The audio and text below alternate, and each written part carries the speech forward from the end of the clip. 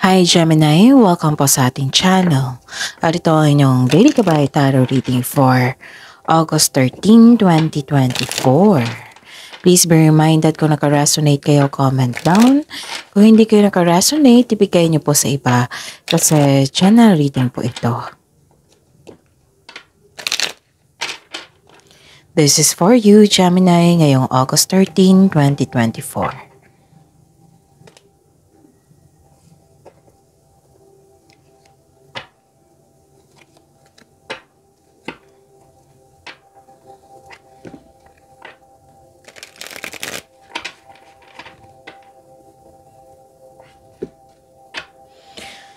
Maraming salamat po sa inyong patuloy na suporta at maraming salamat po sa mga hindi nag-skip ng ads.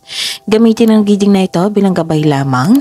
Sa mga hindi pa nag-subscribe, subscribe na po kayo at click bell notification para malaman nyo na may bago tayong video. Para sa mga gusto magpa-reading po, may lumabas dyan sa screen nyo ngayon. Panoorin nyo po at sundin ang instruction. Calling the attention sa mga suki ko dito na Gemini. Open na po ang inyong Monte Cabay Tarot Reading for August 2024.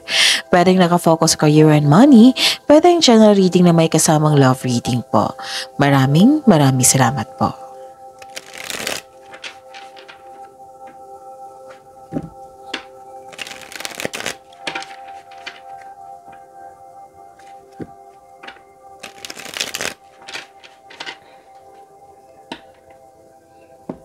Para po ito sa inyo, Gemini, ngayong August 13, 2024. Spirits Guide, mga gabay po, mga ganap po para kay Gemini, ngayong August 13, 2024. Mga ganap po.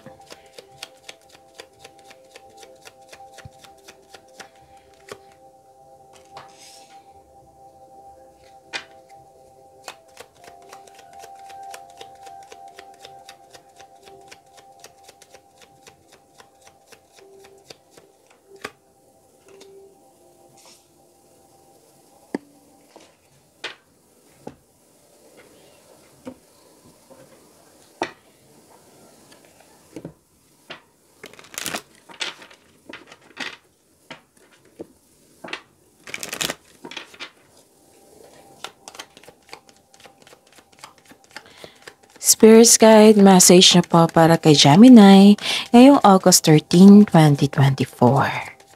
I need 2 cards po.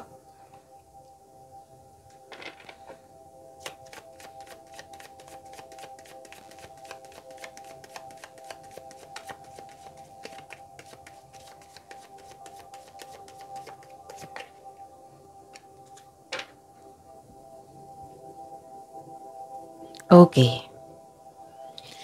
Ngayong August 13, 2024 para po kay Gemini. May biglaang pagbabago. Parang lumabas to sa weekly nyo, no? So check nyo po. Kasi may nakita kong ending dito with new beginning. Biglaang pagbabago po ito. Nakikita ko dito busy kayo, maraming ginagawa. Pwedeng pumasok kayo sa isang malaking building na may anisakaso. Tapos may nakita ko ditong necessary change, right? Necessary change kasi may concern dito sa separation. Parang nalulungkot ka sa separation na ganap. Like for example, separation of responsibilities, literal na separation, separation na long distance, nagkaroon ng long distance relationship kasi kailangan magtrabaho sa malayong lugar. Iba-iba kasi kayo ng sitwasyon, Gemini. Tapos nakikita ko dito na may concern kayo sa mataas na ego na para bang ayaw kausap. Pero then nagkaroon ng isolation kayo ngayon na parang nagpahinga kayo. Tapos pinaprocess mo yung emotions mo, which is good kasi you are taking time for yourself. Yung nakikinig ka sa inyong sarili. Okay? Yon. May nakita ko dito nag-uusap po na magkakapatid. Pwede din na Close friend mo ito.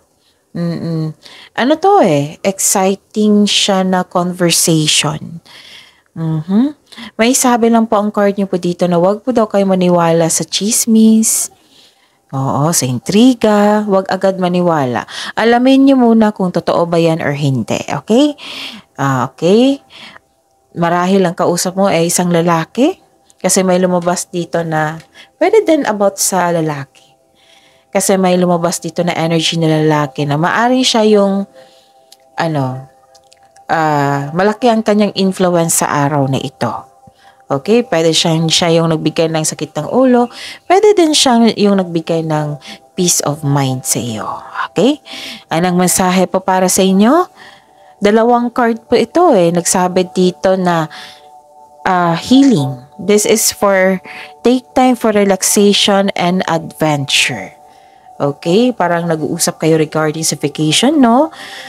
Or nagpasya kayong magbakasyon kasi gusto nyo mo paghinga. Makapag-relax, makapaghinga. Kasi nakita ko rin dito yung isolation. It might be you're giving time for yourself talaga. Tapos, nakikita ko dito, binibless kayo ni Archangel Raphael. Again, binibless kayo ni Archangel Raphael kasi siya po yung provider of healing for mind, body, and spirit. Okay, ang ganda. Tutulungan ka ng universe. Okay, and this is good kasi you are taking time for yourself. That is a sign of self-love. Spirits Guide, ano po ang energy ni Gemini ngayong August 13, 2024?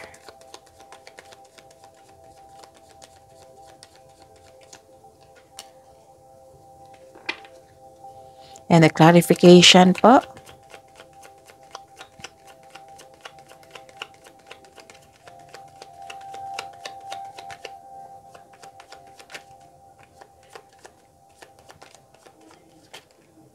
Okay. This is a daily reminder para hindi kayo maguluhan, malito, or makalimutan. Panoorin niyo po yung last 4 days Gabay Tarot reading niyo po. Like for example, napanood niyo ito ngayong August 13, 2024. Panoorin niyo po yung sunod-sunod na date. Like for example, August 13, napanood nyo. August 12, 11, 10, and 9. Kahit weekly yan, kahit monthly reading yan, basta panoorin nyo, basta sunod-sunod yung date po.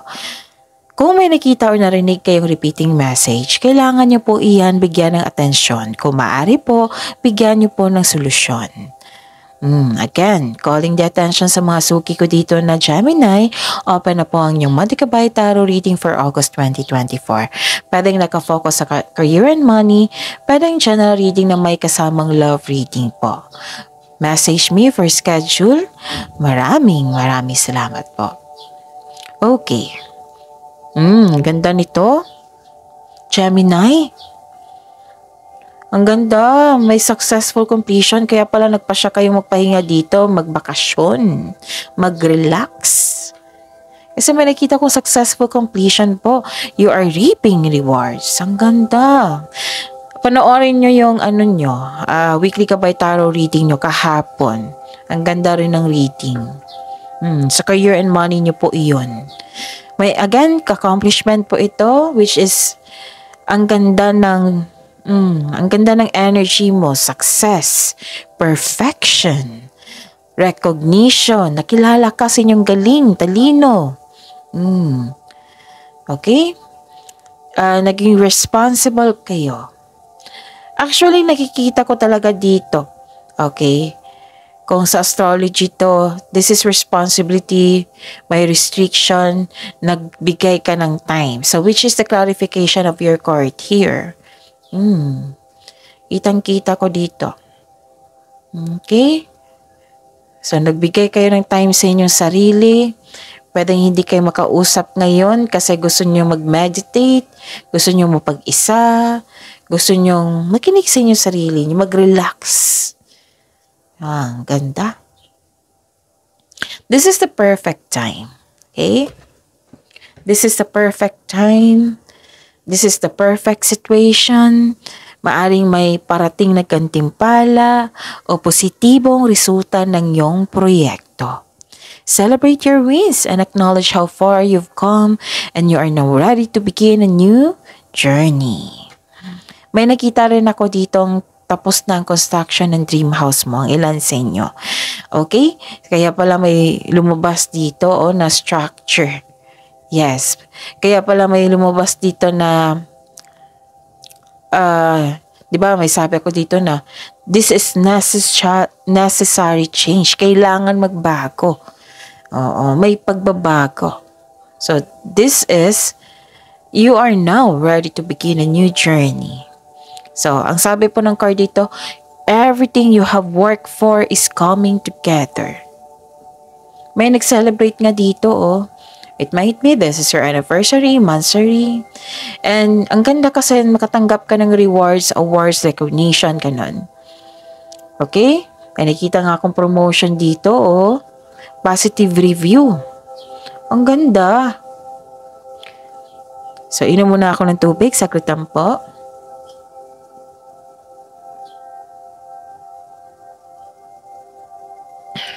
Okay. Gusto niyo parang nag-a-update kayo dito kung saan ka na sa goal mo. And mas lumawak yung gusto mo sa buhay yung dreams mo.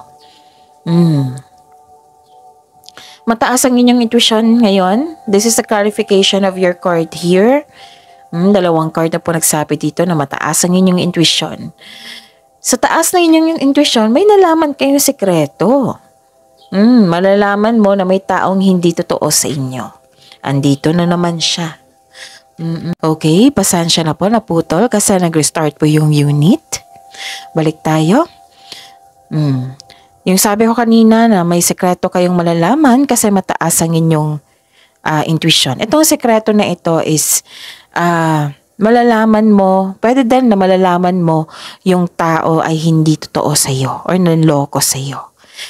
May sabi rin po dito na this is the clarification of your 4 cards here. Okay, 5 cards pala. Na nagpahinga kayo at nagnilay-nilay, kanon. So, this is the time for relaxation talaga.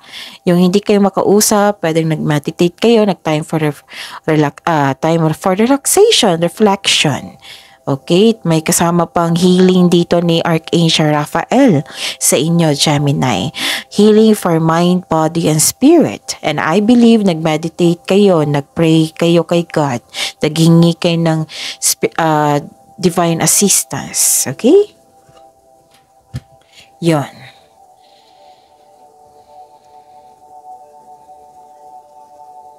Nakikinig kayo sa inyong sarili, nakikinig ka sa inyong intuition. Okay?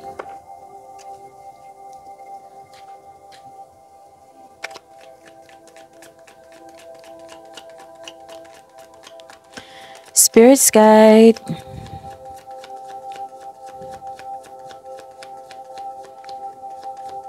Career and money po ni Gemini ngayong August 13, 2024.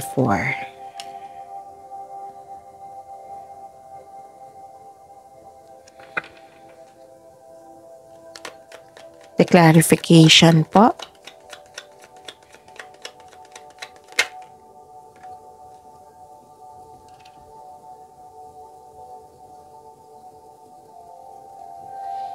Okay.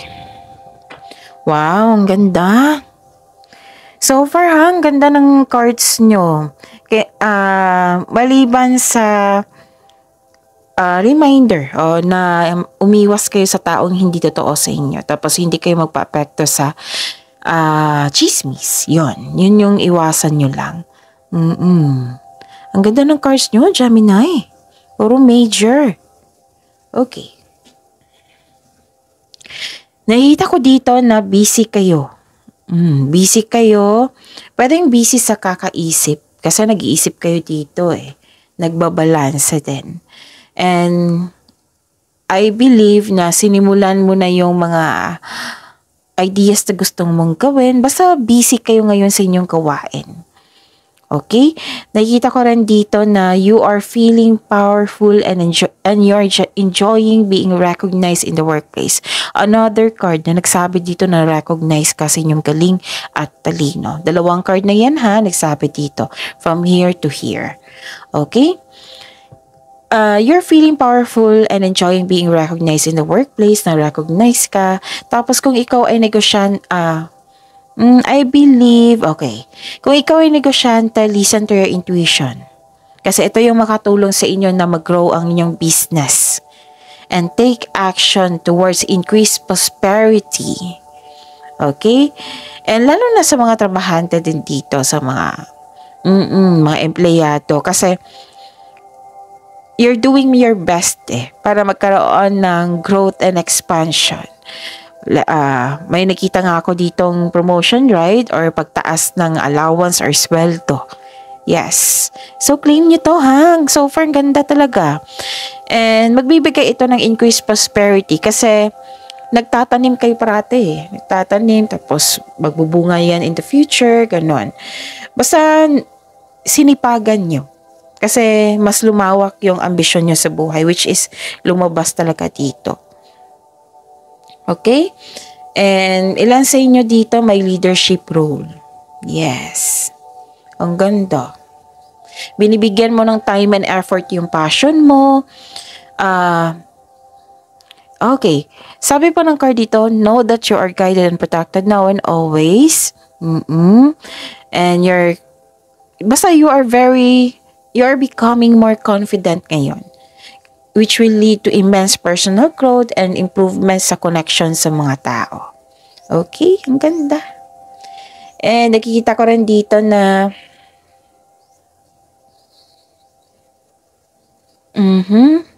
bigla ang pagbabago. So, lumabas din dito sa oracle nyo. 'Di ba? Lumabas din siya. Ikalawang card na lumabas ito na bigla ang pagbabago. This is a sudden change, right? This is may biglaang pagbabago na parating sa financial man o sa connection sa isang tao. Okay? Ang darating na pagbabago na ito ay makasuporta sa inyong growth and expansion. Okay? This is a repeating message.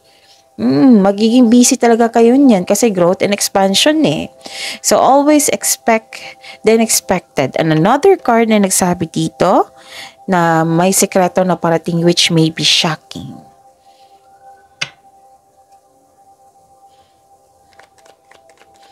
Spirit Guide, Love Life, Self-Love, Partnership, and Romance si Gemini ngayong August 13, 2024.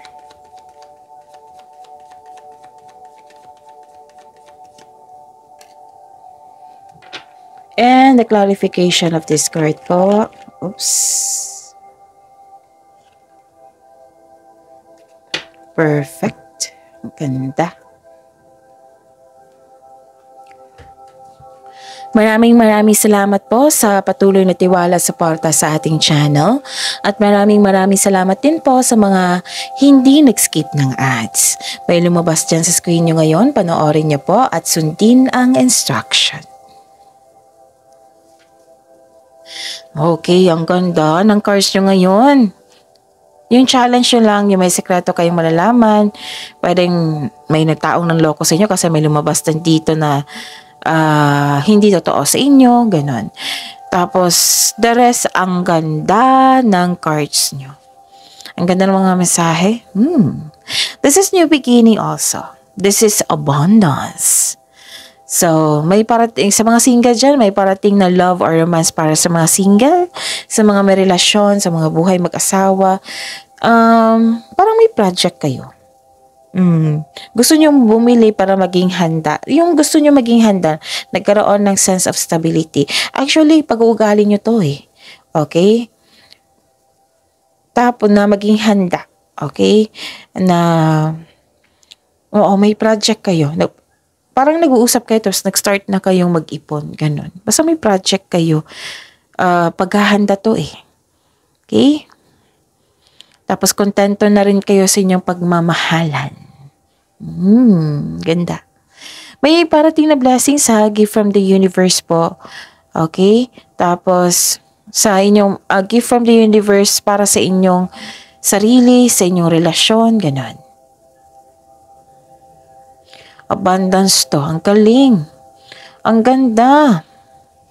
It might be, okay, hindi siya it might be kasi nakita ko dito na may malaking pera na maaaring natanggap nyo ito ngayon or nagtanim kayo para may maanik kayo for the future. Okay? Another card na nagsabi dito na success plus enjoyment. Ganda. Sa mga single dito, you've been doing a great job to love yourself. Ito yung sabi ko sa inyo kanina pa na anong tawag nito na nagkaroon ng self-love. Relaxation is a sign of self-love. May potential din na may ma-meet kayong posibleng romantic partner. Okay?